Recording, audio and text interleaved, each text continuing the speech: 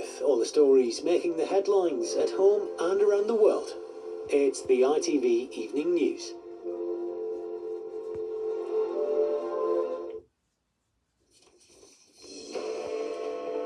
Just as his song accompanies millions on the drive home for Christmas, Chris Rea dies, aged 74. I'm driving home for Christmas. Oh, I can't wait to see those faces. The singer passed away peacefully in hospital earlier today, leaving behind a much-loved musical legacy. Though he was interested in fame, he was just interested in creating good music, but top of the list was his family.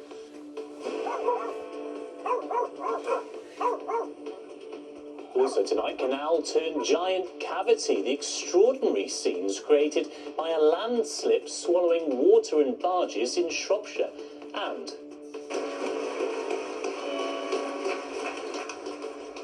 mourning Manny, music stars paid tribute at the funeral of another lost legend.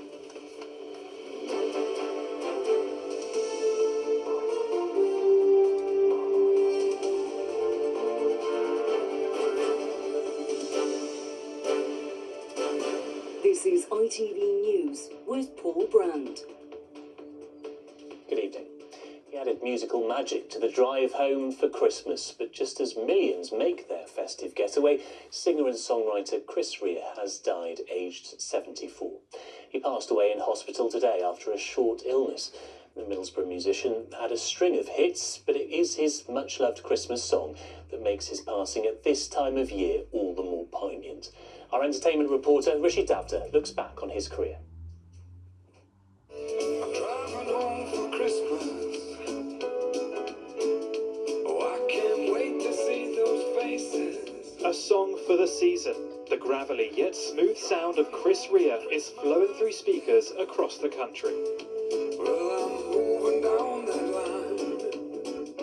He released Driving Home for Christmas in 1986, a tune with a unique origin story. I was on the job when I wrote that. Really? Yeah.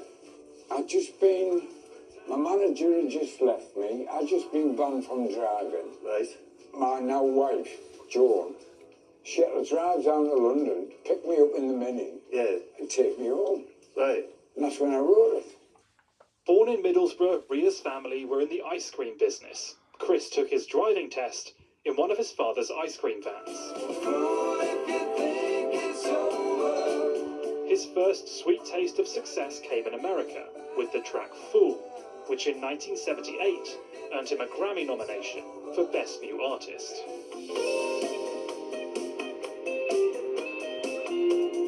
By the time he put out his 8th studio album, On the Beach, the singer-songwriter was already a household name in the UK.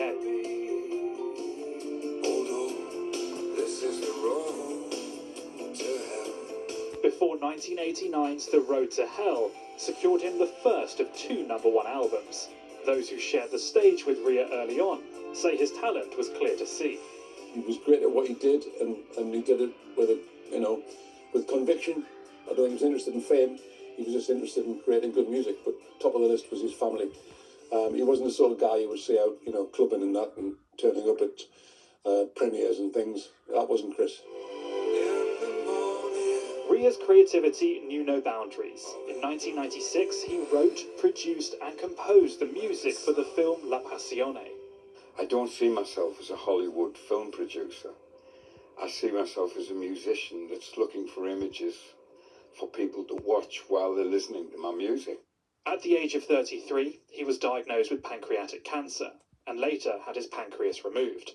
The performer then suffered from a stroke in 2016. So many bad times. His family say he passed away after a short illness, and that his legacy will live on through the songs he leaves behind. Remembering Chris Rea, who died in hospital today following a short illness. He was 74. Was swallowed up in the night by a landslip in Shropshire when the earth collapsed close to a canal. The extraordinary scenes thankfully caused no casualties, People on boats nearby had to be evacuated from the Llangollen Canal in Whitchurch, where a major incident was declared. Ellie Pitt has this extraordinary report.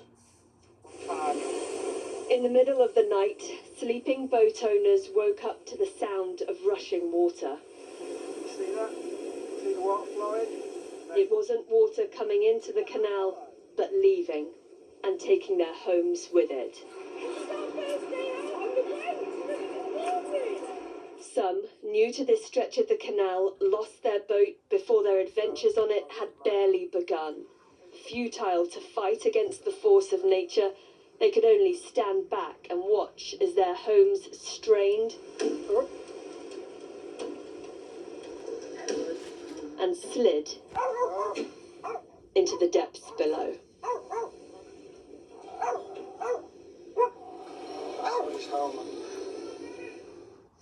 The scale of the damage revealed by daylight and a drone. The 200-year-old man-made bank creating this canal burst, sending millions of litres of water into the field next door. Water rushing around you, the boat moving unpredictably, and then to find that you're collapsing into a hole. So, devastating for them, absolutely devastating. It must have been a traumatic experience. Everyone on these boats was rescued and is unhurt. And we know the guy that lost that boat. Thank the Lord, he got off his boat. Sorry, I've been a wimp. He only moored his boat there yesterday. He heard the noise and got off his boat, thankfully, in time, because his boat was basically washed away.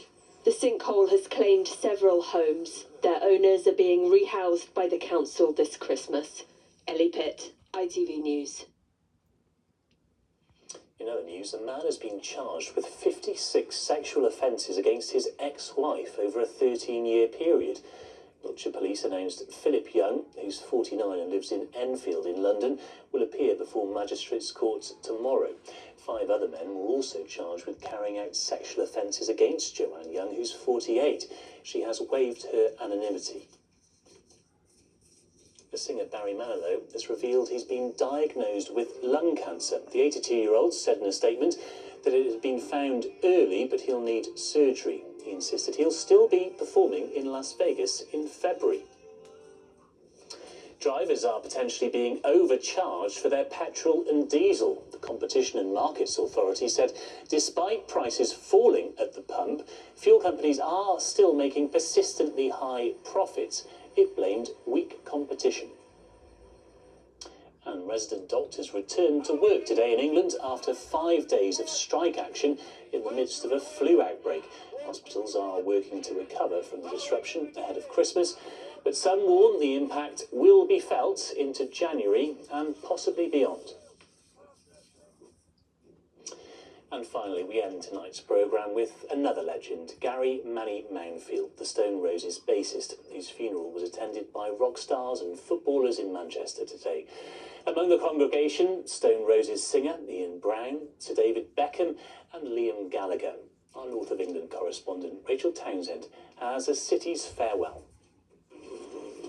Manny's coffin was decorated with the iconic artwork from the Stone Roses' first album and was carried into Manchester Cathedral to warm applause. Sir David Beckham returned to Manchester to pay his respects, along with Liam Gallagher and Manny's Primal Scream and Stone Roses bandmates. Lead singer Ian Brown described him as his brother. We've all shed a tear. Millions have cried a river. A lover of the underdog. Manny's been in my corner, whatever the situation, for 45 years, non-stop, unconditionally. Always a beautiful soul and spirit.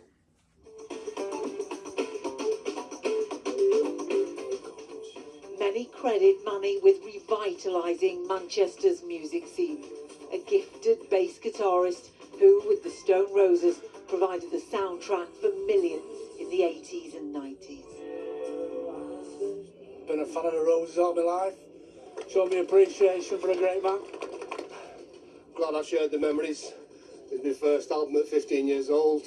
He's almost Manchester personified, isn't he? And Manny was all about Manchester pride, central to the city's cultural identity, a rare musical talent who will never be forgotten. Rachel Townsend, ITV News, Manchester. And that's all for now. I'm back with the late news at 10. Until then, have a lovely evening.